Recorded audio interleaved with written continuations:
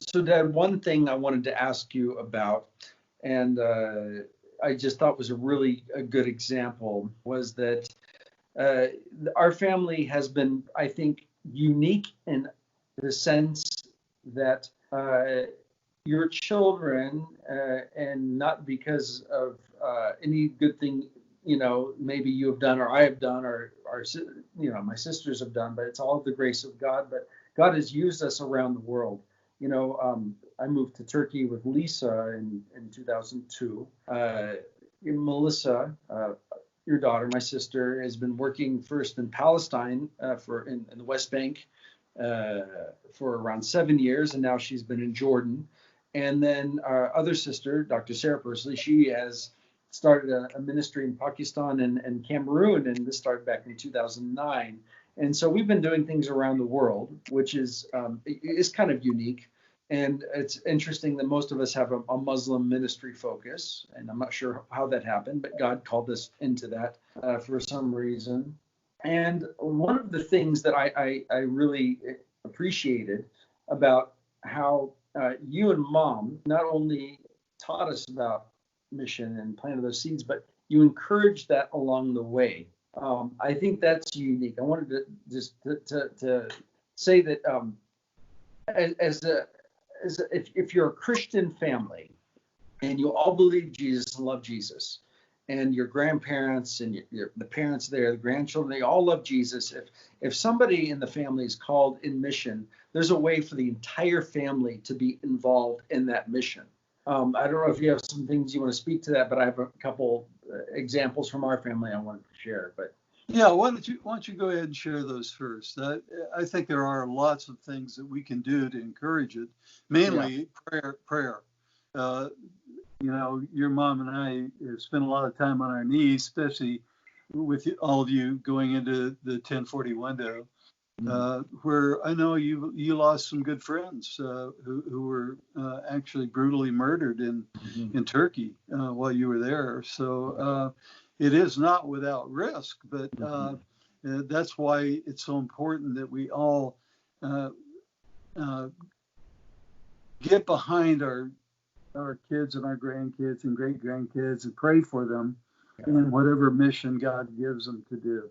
Well, one of the things I remembered is that first, your father was not super thrilled that we were going to Turkey, but and that's just his generation. I mean, he was World War II, greatest generation, and he saw a lot of horrible things, and he just had some of these ideas about the people that live over there, which is understandable. But one thing he always did, him and Grandma, is they not only supported us financially the entire time, and still do.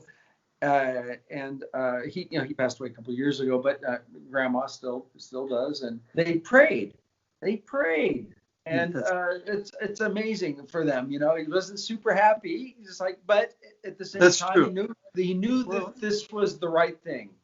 He came to faith late in life at 59 and a half. And he was a latecomer to the faith, but he had some prejudices against different nationalities because of the war issues that took him really a lifetime to get through. But he did, and he began to give and to encourage. And I know he always asked about what you were doing, what was going on, and so it does help. Extended family helps. Well, I would just say it was encouraging, and one thing about you and Mom, what you guys did for us that I think is a great example for others. So if you're a mom or dad or grandparent and you have got somebody that in your family that's on the mission field, consider visiting them on a regular basis and consider learning the language of the people that your son or daughter or grandchildren are ministering in. because I'll never forget, Mom coming over. You guys probably visited us in Turkey over 30 times, probably more, and sometimes staying a month, 2 months, 3 months. And then you became so involved in our ministry. Everybody in our church knew you. You were able to counsel and teach. And Mom even came there and spent 1 month in intensive language learning so she could learn the Turkish language so she could get around in the country on her own and shop and do anything. I mean, what kind of parents would do that? They're not the missionaries, but it ends up being a missionary family when that happens. Yeah, and one of the things when your kids are working with poor people, I know when you were in the Kurdish areas, people were very poor, and we tried to collect from churches really nice clothing, and would bring it in bags full. Duffel bags full over when we would visit too. Again, just to encourage people that didn't have much, and people in the churches were so generous in giving coats and warm clothing to people that really needed it. So there are lots of ways to get involved, aren't there? No, there is, but I just wanted to mention that as a great example for that, and how you came, not only visited us, but you went to Pakistan on many occasions to help with Sarah with what she's done, and in Jordan, and to Palestine, and it's just it's a unique family, but it's a great example for others to say, don't be afraid. I know some people have never gotten on a plane before. They're afraid, to fly, and they're, how do I travel? What do I do? And, if you've got a friend on the mission field, or if it's one of your relatives, your child, your some daughter or grandchild, they'll help you out. How do you get a passport, and how do you go take those steps? It's not as difficult as some people might think it is. That's travel true. And if you focus your vacations on those areas when you're still working, yes. Then your vacation time is spent doing really good things and exciting things, really seeing life-changing things. Yeah. And of course, when you have 3 kids on the mission field, they're always giving you a book to read, right? You guys were always giving us books to read that were very helpful to understand the cultures better that we were going to, and I think that helps too. And the books that you've written too, in those languages have been so encouraging to us. You've had some of them printed in English as well. And so that's been helpful too. So encourage your kids, go visit them. And if you don't have children, go visit some of your missionaries and their kids. Right. That's right. Adopt them as a couple and go see them and help them. In our last program, we talked about children, families, things that they can do. I was just going to mention a couple practical things for those in retirement age that I have 2 or 3 great examples of people. First one would be you. I mean, in your retirement, you still travel around, you help us out, you do everything you can, and I appreciate that. And there are, I was thinking of a famous missionary, George Mueller, that when he was 70, he retired from his orphanage work. He was in ministry his entire life, retired at 70 to become a full-time gospel preaching missionary around the world. For 17 years, he went to 42 countries, and he was reported that he preached around 3 million people. And this was in the late 1880s that he decided to give it all up and be a preacher around the world.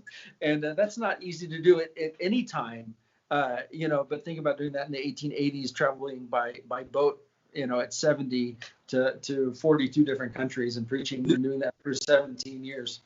Yeah, it reminds me of the woman who in her 70s, her husband was a postal worker. She wrote a book, Never Too Old for God. It's a great book, but he died. He wanted to travel around the United States in a trailer. She did that with him for 5 years, and he died. And she said, I've always wanted to go on the mission field. Why not go? And so she wrote all the mission boards, and they all wrote her back, basically said the same thing. You're too old. She was 80, in her 80s by then. And so she just went. And she's been shot at with arrows in New Guinea. She's been all over the world. Her kids get nervous every time she goes somewhere, but she had the time of her life after 80 going on the mission field. So it sounds like Mueller and her had something in common. And that is a great God who loves the world and wants to reach it for Jesus Christ. Absolutely. There's two more examples of people that I know personally. One is this couple, after working their entire life for a large company up in the Northeast, they felt called to give everything up and move to Turkey for their retirement. Well, they had children, they had grandchildren, and they had to leave everything. They left their children behind, their grandchildren behind, and they moved to Turkey, and they stayed there for around 10 years, learning the language, ministering. I had never met the sweetest couple, one of the most, when you're a missionary, you think, oh, we got to have young people that can engage with young people and, share the gospel, do apologetics. Well, it's true, but, we need some wiser people, too, that are around.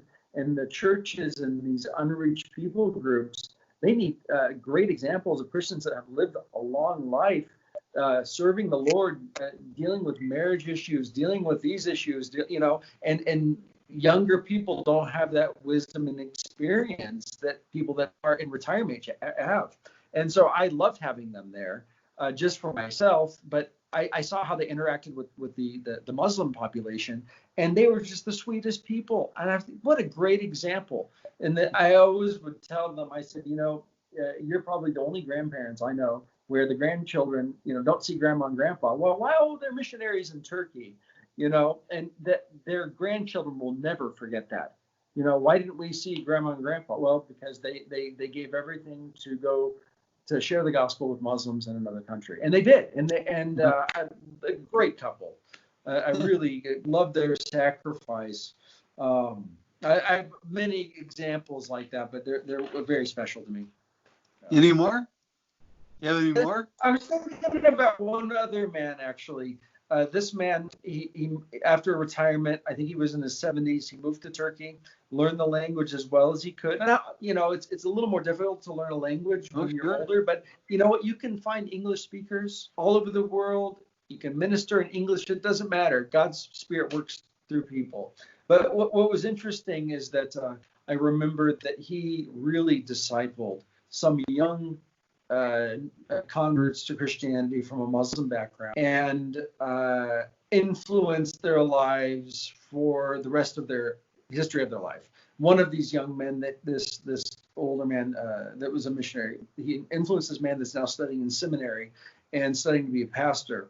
And but he was like the father to all of these orphan Muslim background people. And what the reason I'm saying that is because in the Muslim world, when somebody becomes a Christian, when a Muslim becomes a Christian, they generally lose their mothers, their fathers, their entire family, their social structure, friends, all of that, and they have nobody. So the church is their family. So if it's, a bunch of 25, 30, 40-year-old Christians, missionaries, that's great that they can serve, they can disciple, they can spend that time and energy. But to have some, like I said just previously, if there's some older, wiser people, that can come in and just be their father, be their grandfather that they've lost, and be that person they can confide in and talk to their struggles about, and that person that they know will be there and pray for them.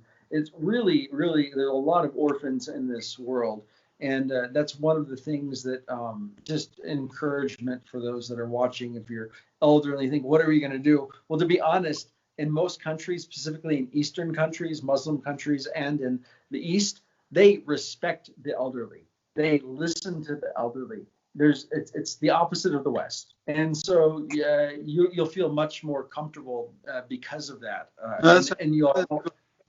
Yeah, that's absolutely true. Yeah. The difference in respect for cultures is pretty astounding. Yeah. I've noticed over the years when I started getting gray hair, people started listening to me in Turkey. When I moved there at 23, nobody listened to me. And then I started getting gray hair. Then I could go into a village and tell everybody to sit down. I have something to say to everybody, and then they would listen to me. Yeah, I'm sure it has helped. But God has a spot for anybody, and right. all we have to do is be available and to take some risk. It's pretty easy to go out in your garden and work every day, but that's not all that life is. There's more to it, and so you need to really think about what are some things that you're gifted at, some things that you enjoy doing that you might be able to help others with, and turn that into a mission trip. Encourage your grandkids, pray for them, pray that God will call them. Jacob, I've always said, if my kid was the president of some major company, I would say ho hum. It's like, well, okay, I'm glad they're doing something good, but what you guys have done is world changing. It changes lives forever and for eternity. And I'm so excited about that. I couldn't be more thrilled than to have 3 kids who've given their lives to go to the 1040 window and help folks to find the Lord Jesus Christ as their Savior. It's amazing.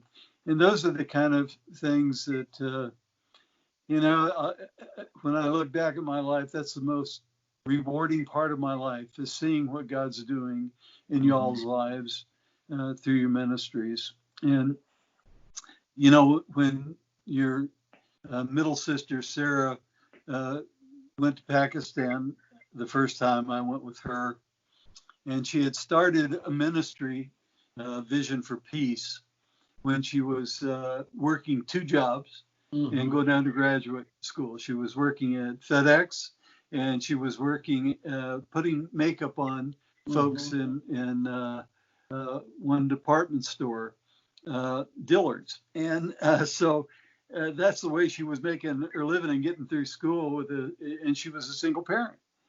And she had goals in her life, but they were kind of, at that time, they weren't real solid, but she decided, I want to help these Pakistani children to go to school, and I want to help the poor ones to get food on a regular basis.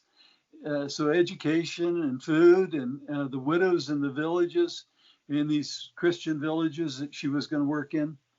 And so she went there and didn't know how she was going to support it. She didn't go with a church, just went on her own. And God really blessed this little ministry that she started there in undergraduate school.